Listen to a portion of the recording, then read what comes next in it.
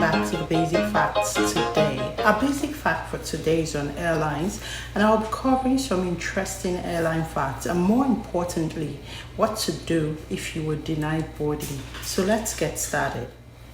Did you know that purchasing a plane ticket from an airline does not guarantee that you will be seated on that flight when it takes off?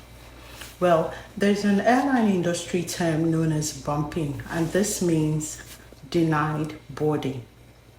According to data from the US Department of Transportation, in the fourth quarter of last year, 0.25 per 10,000 passengers, and this will account for 25 in 10,000 passengers, were denied boarding. Airlines overbook their flights, and by that I mean they sell more tickets than the available seats for the scheduled flight. And no, this is not an error.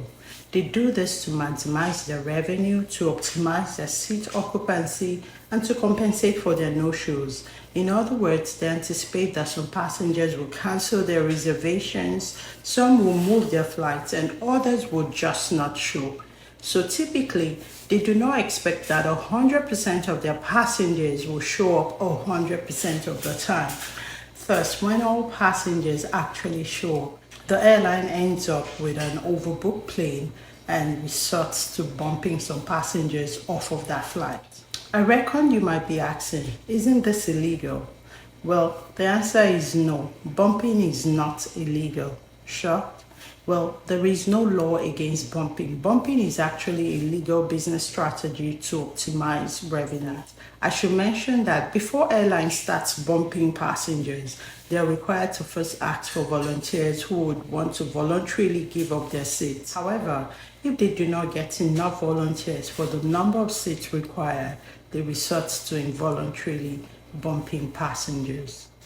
To determine who gets bumped, airlines have a pecking order of bumping passengers, and as most things, it follows a social order that should be without prejudice or discrimination. So typically, airlines will prioritize their passengers based on the fare they paid. In other words, first class and business class passengers are less likely to get bumped. Another deciding factor is the check-in time, so it's advisable to check in advance, as late check-ins could make it more likely for a passenger to be bumped. Another determinant is the frequent flyer status. In a nutshell, the fly mile loyalty pays off, and passengers who fly without the frequent flyer elite status are also on the south side of the airline's priority list for seating and more likely to be bumped. I would like to also mention that there are various other reasons besides overbooking why an airline may remove a passenger from a flight, and this will include a passenger seat is needed for a federal air marshal.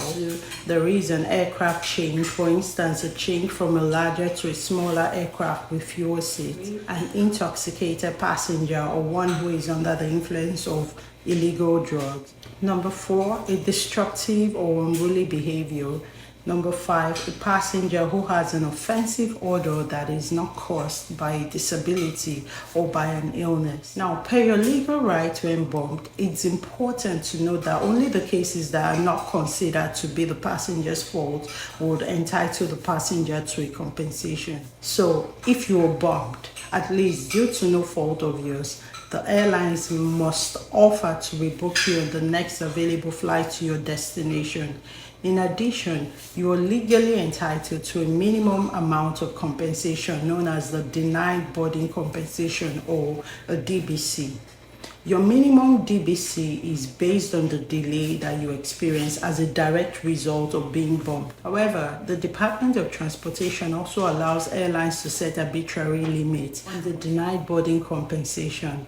And as a caveat, these rights are what is applicable in the United States, so it may or may not vary per your country or per your location. Now, if you were bumped, you want to get clarity from the airline on when you will be rebooked.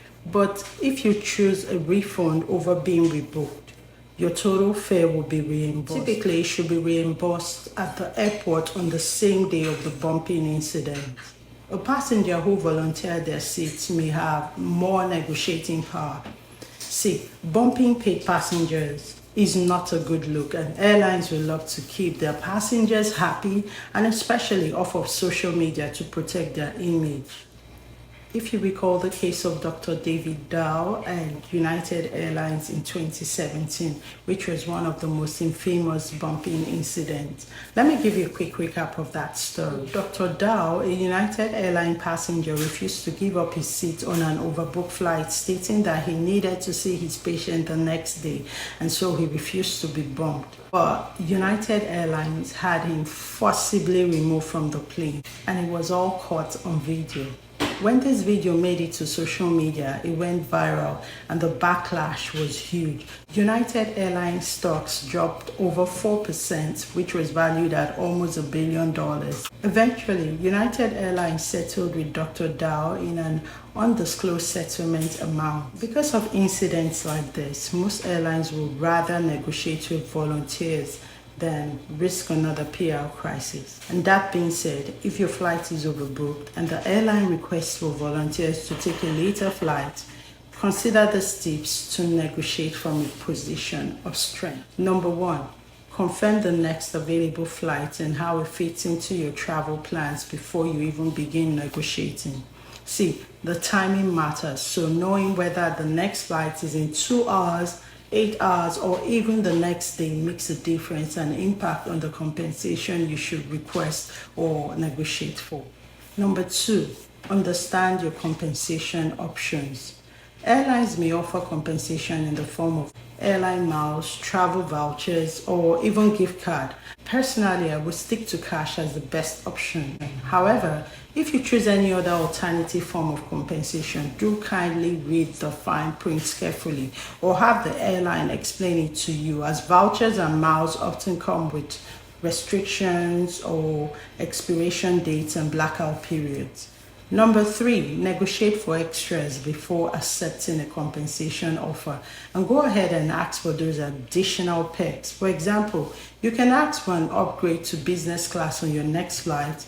You can ask for a meal voucher during your wait, and be sure to check how long they are valid for.